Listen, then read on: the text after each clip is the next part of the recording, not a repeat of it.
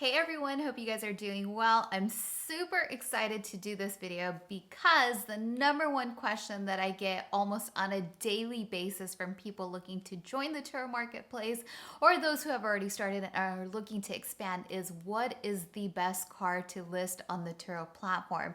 And for those of you that are already hosts on the platform, I would love to know what you think some of the best performing cars are from your experience. So I am going to share with you guys today my top 5 recommendations of which cars I think that perform the best in Turo that I have personally seen. And I really hope that you guys watch this video all the way through because throughout the video, I'm going to be sharing all kinds of super useful information that I actually wish somebody shared with me when I first started.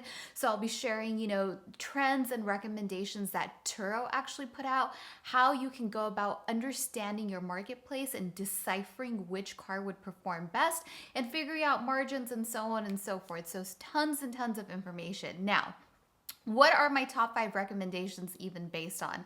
So for those of you that know me or haven't, or rather, I should say, for those of you that don't know me, I have been on the Turo platform for over 6 years now. So I've really have had the insight of seeing this marketplace grow, not just in my local area, but all across the US. And one of the things that I've learned this year is looking at different markets across the US in different states, major cities, really gives you a lot of insight into the marketplace as a whole. You start really identifying patterns and trends and certain cars that people are really seeking. And so it is just really eye-opening. And so the top 5 recommendations that I'm going to share with you guys are based off of 3 major factors. The first one being which cars provide the best experience to renters. The second being the cost of ownership versus the potential margins you can get on that car. And the third being the future outlook of how that car will do down the line, 2-3 years down the line. Because one of the mistakes that I often see people make is that they are very short-sighted. Yes, something may perform really well right now, but what does the market tell us about how things are trending into the future, and how can we prep for that now so that we're not only successful now, but we're successful later as well? Because as most of you know, when you get into a car, you're typically committed to that car for at least 2 years, and if you're purchasing, maybe 5 or 6. So you want to make sure that you make the right decision and don't end up with a ton of financial liability, because it can be very risky if you don't make the right decision. All right, so let's get into it. Car number 5 that I would recommend listing on the Turo marketplace that I've seen do very well all across the board are Teslas. Now, let me please put this little stipulation in here. Teslas are very saturated on the Turo marketplace. I mean, they are just everywhere, particularly the Model 3s and the Model Ys. And of course, that makes sense because so many people had them on order. They're far more affordable, so that's why you just see them everywhere. However, there are still a few markets out there that I have personally seen that still have Teslas to come on. Now, when I first started Turo in the early days, I actually used to have a Model S listed on the platform, and it did phenomenal. I was in it very early on, and unfortunately a couple years ago my Model S was totaled. So if you guys want to know what happened in that story, click on the card, I'll take you to that video. But Teslas are amazing. Now, they're amazing on the host end because you virtually have no maintenance on those cars just by virtue of them being, electric cars and not having engines and having to have all those types of issues related to gas-powered cars. So that's great. And of course, Tesla has just made such a name for themselves, and it's fuel efficient, right? Because it takes electricity and people don't have to pay for gas. So when people look at renting Teslas, in their minds, it's a savings because they are not going to be spending on gas. And that's part of the reason why Teslas do so well. And they're obviously an experience of their own. There aren't very many cars that are even comparable to Teslas.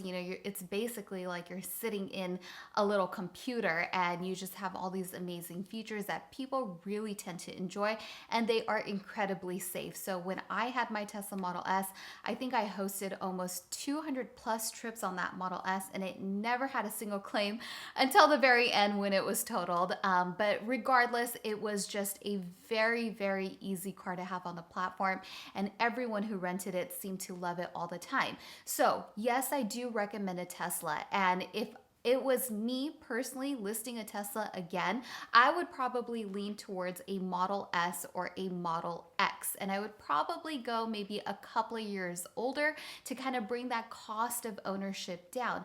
But if you look at the day rates in the marketplace, the day rates on these Model S's and Model X's are phenomenal. They're at least $175 per day and above, sometimes ranging into that $250 range. So you get quite a bit of money and you get a nice frequency of trips. And again, I cannot say this enough. Of course, this varies by every single market that you're in. It's completely different, right? Here in Orange County, in LA, Southern California, we are so super saturated when it comes to Teslas.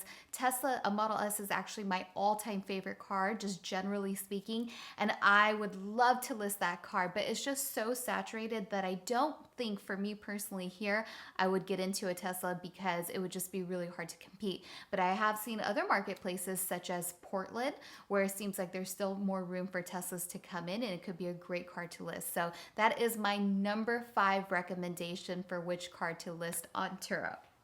Okay, let's see. What else do I have for you guys here? My number 4 recommendation. Now, this has a lot to do with the times that we're in right now. And my number 4 recommendation is cars that are in the range of Toyota 4Runners, Jeep Wranglers, BMW X3s, X4s. So the one thing all of these cars have in common is that they're sort of in this mid-size range, right? They're not full-size SUVs, and they're not your sedans either. So they're somewhere in the middle. And I believe that these cars are being highly sought after because a lot of people this year, due to everything that's happened, they are planning road trips with their families and their friends, and they're traveling as units and small groups. So people want the comfort and the space of having a car that is slightly larger than a sedan. So these cars really tend to do well because it caters to an audience that is really indulging in very specific activities that we've seen a huge surge in this year because of everything that's going on. If you look at a lot of the travel trend reports that are put out there from, companies like TSA, or not, I'm sorry, not TSA, but AAA, but you can also look at TSA reports as well to get travel trend ideas. If you look at these reports and you read about them, you'll see that, they are really anticipating a lot of road tripping going on in this summer of 2021. A lot of families traveling together, whether they're going to the beach or national parks, whatever it might be, people are indulging these types of activities. So these cars really cater to that very, very well. So once again, that's cars like 4Runners, Jeep Wranglers, Cherokees, BMWs X1s, X3, X4. So if you really go and look into those cars, you'll see size-wise, they are really family friendly and spacious, and really road trip friendly is the correct term for that. Now, what's great about these cars is that if you are going into something that's like a BMW X1 or a 4Runner, cost of ownership is fairly low on those cars, and they get pretty good day rates ranging anywhere from $80 to $160 per day, depending on the car and depending on the market. So again, you want to research your market and really get a feel for what people are doing. And in a second here, I'll get into how you go about learning your market and figuring out exactly which car caters to that. Okay, so before I continue to move forward, I just want to say thank you to all of you guys for tuning in. And if you're liking this video so far and hopefully finding some value in it, make sure you hit that like button. All right, car number 3 that I am absolutely obsessed with, and I made a video about it last week, is a Porsche. Oh my goodness, these cars are phenomenal. It's the first time I've ever owned one, and now I see why there is so much demand for it and why so many people love Porsches. Now, when it comes to Porsches, the ones that really pop out to me the most on the Turo platform happen to be a Boxster, a Macan, and a Cayenne. So again, if you notice, the Macan and the Cayenne are sort of that crossover sized SUV, kind of in the middle. They're typically 5-seater, but they're more spacious, right? And the one thing that I've noticed about Porsches kind of across the board is that they rent consistently, but if you really read the reviews when people rent Porsches, I'm still getting it right, is that they really just love that car and the way that it drives, and it has this like really great cult following to it where people really seek these cars out. So it just has a lot of perceived value to it. And the nice thing about the Macans and the Cayennes and the Boxster models of Porsches is that they are on the lower end of that make. And so if you do end up getting one and you go maybe a couple of years older, you can actually get a really good deal on them, and they have significantly high day rates. Right now, my Cayman that I got, so I listed a 2021 Cayman just a couple weeks ago, and it is averaging at 171 per day, and it is being booked up solid, so it's doing really well, and I'm really happy to see that.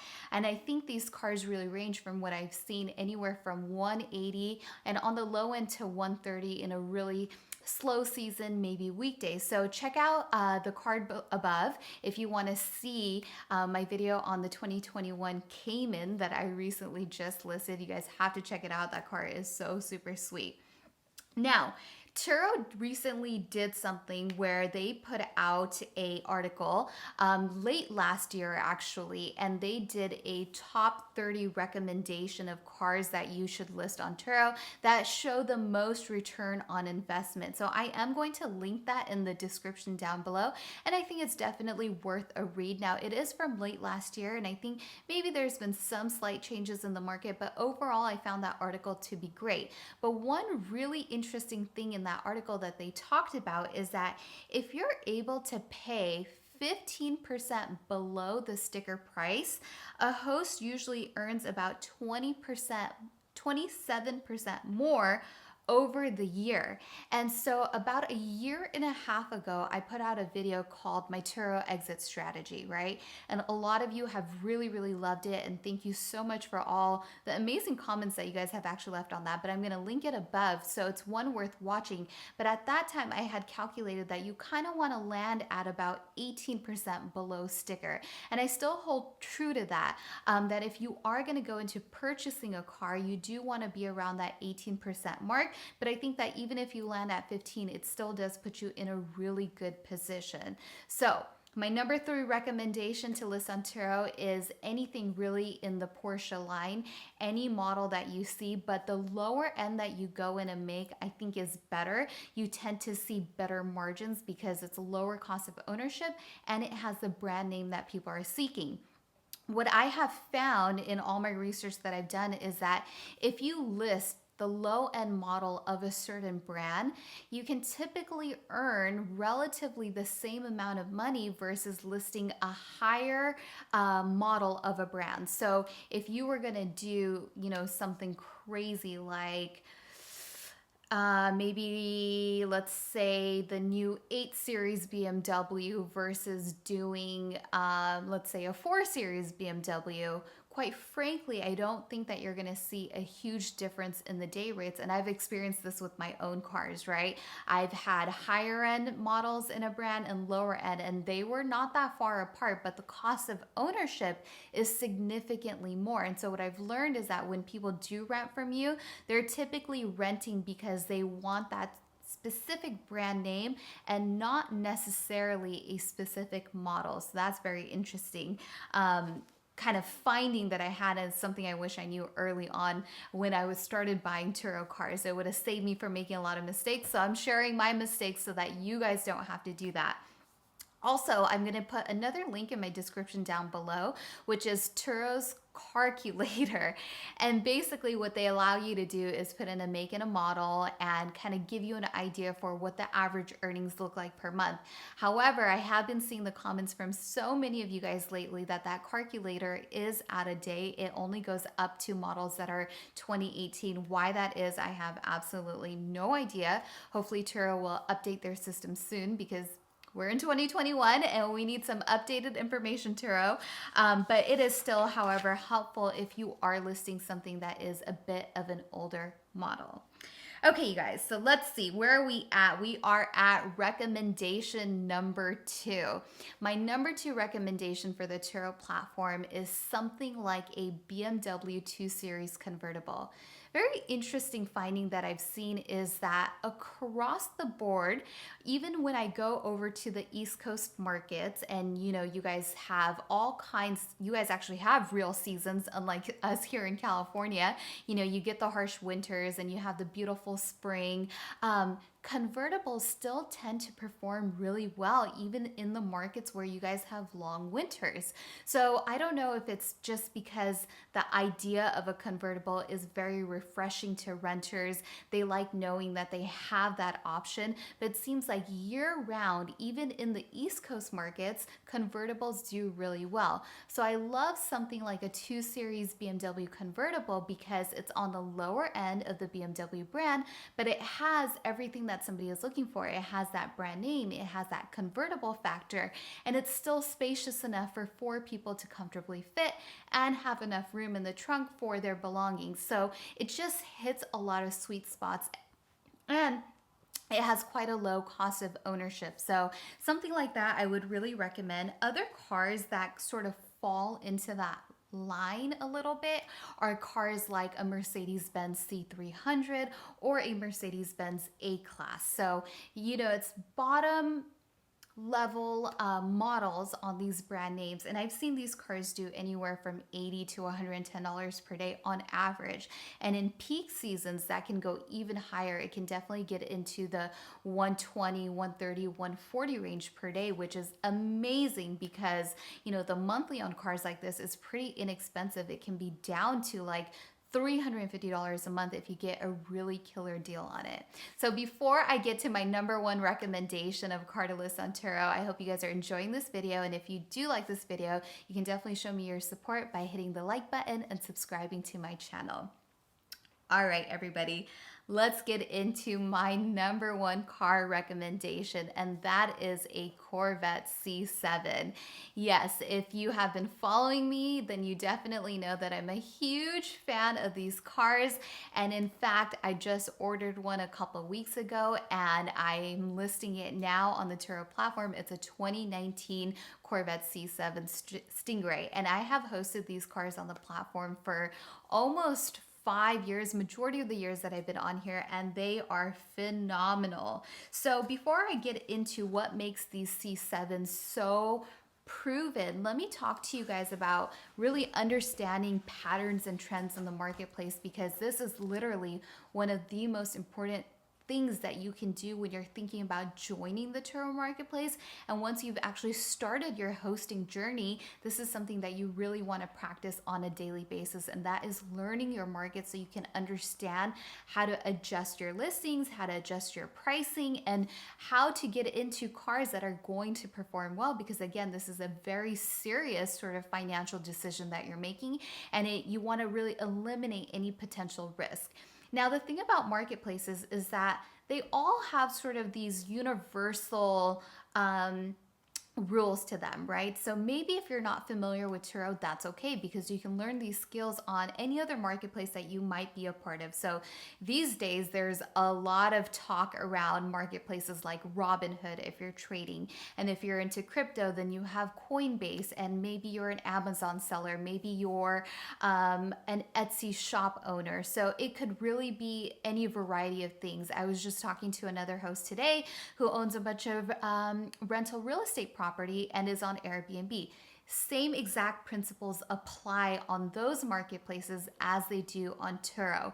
Now, when I first started trading any sort of stocks, I started with Robinhood years ago when they first came out. And I remember getting on there and just feeling like I had no idea what in the world I was looking at. It was just gibberish to me, and it's intimidating, right? And that's how it is when you get on Turo too.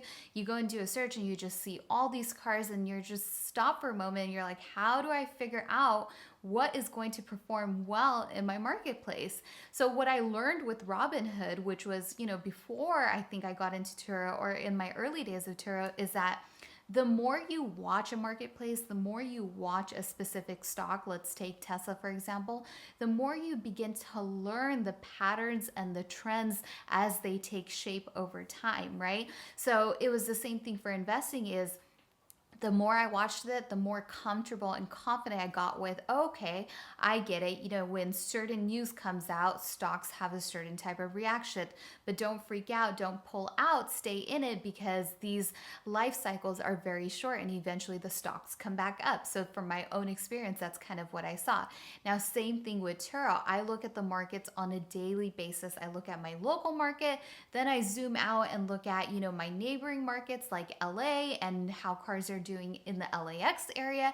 And then I'll go even further out and look at markets that mirror mine, cities that are similar, right? So I'll look at Vegas, I'll look at Miami, I'll look at New Jersey, Atlanta, Connecticut. So some of these places where I see a lot of similarities, I'll always observe and see, okay, how often are these cars getting booked? Which cars am I seeing more and more and more of?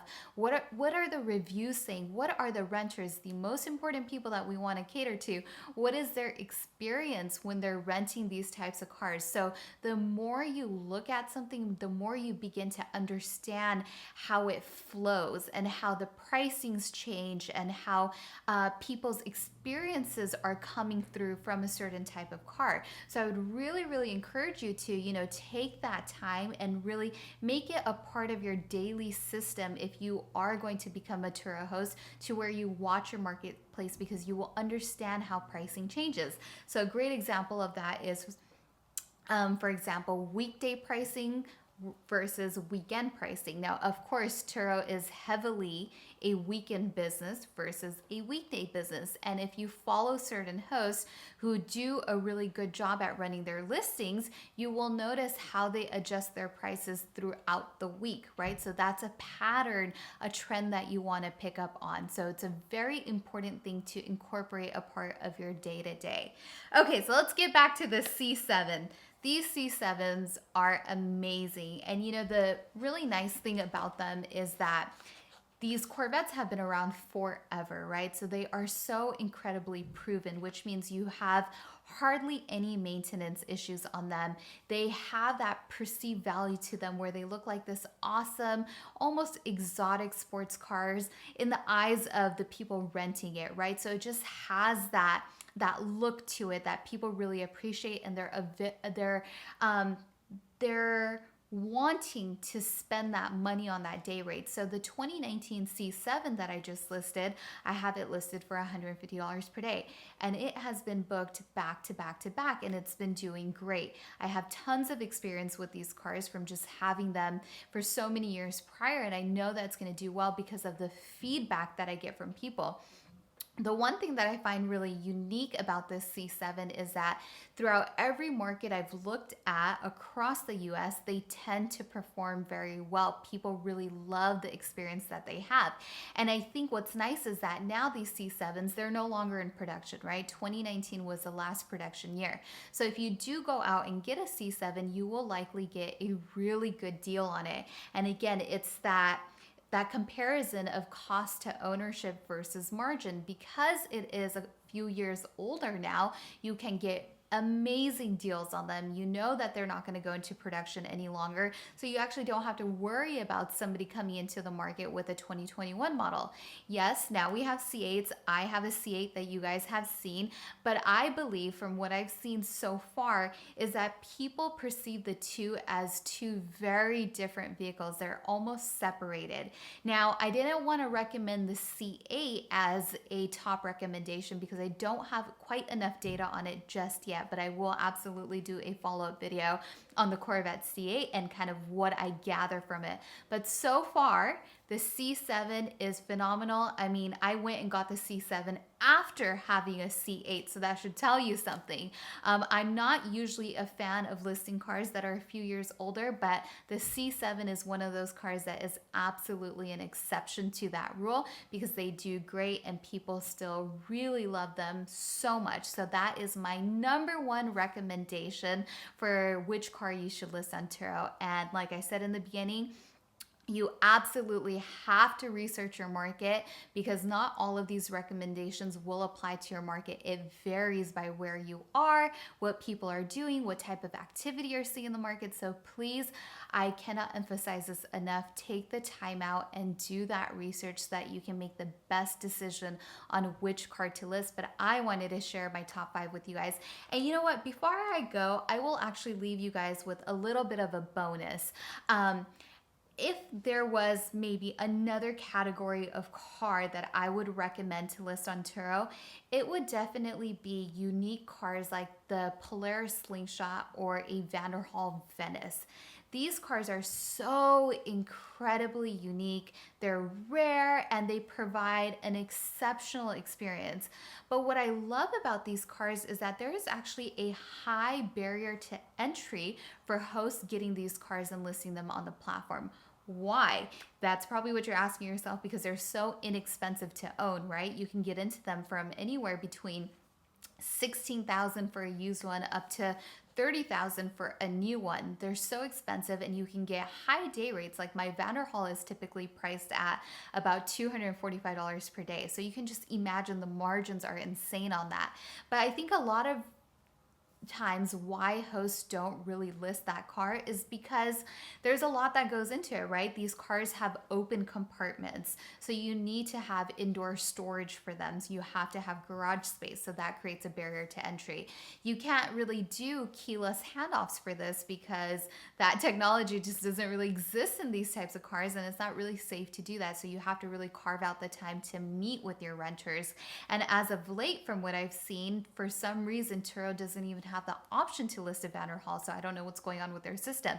So that has also created a barrier to entry. But why these cars are so great is because they're so unique, they're rare, they provide a phenomenal experience that you really can't get anywhere else, and people really appreciate that. And when there's not that many of a certain type of vehicle in a market, I think you can really determine and dictate what the day rate on a vehicle like that could be, and people are willing to pay it because the superior experience is there. All right, you guys, I hope that you guys found this helpful. I took a ton of notes for you guys, so hopefully I got everything covered. These are definitely my top 5 recommendations of cars to list on Turo. Do your research, do your homework so that you can make the best possible buying decision when it comes to listing a car. Check out my description below for all the links that I mentioned. And as always, thank you so much for tuning in. If you like this channel, my name is Saimah. This is Saimah's Experience, and be sure to subscribe. Take care, guys.